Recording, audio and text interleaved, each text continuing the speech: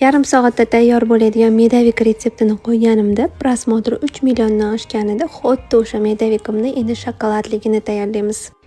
Idishimizga suyuq asal va sodani solamiz va olovga qo'yib, shunaqa tillarang qilib olamiz va issiqligida sariyog'larimizni solib, eritib olamiz. Sariyog'imiz eriguncha shakar va tuxumni mikser qilib olamiz.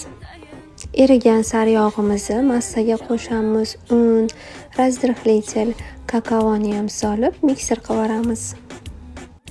Shunaqa shokoladli massa bo'lib tayyor bo'ladi. To'rga bo'lib listlarda pishirib olamiz.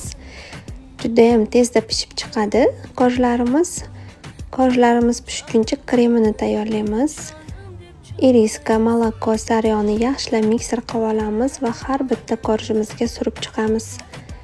Chetidan ortganlarini urvoq qilamiz va shunaqangi mazali shokoladli medavikimiz tayyor.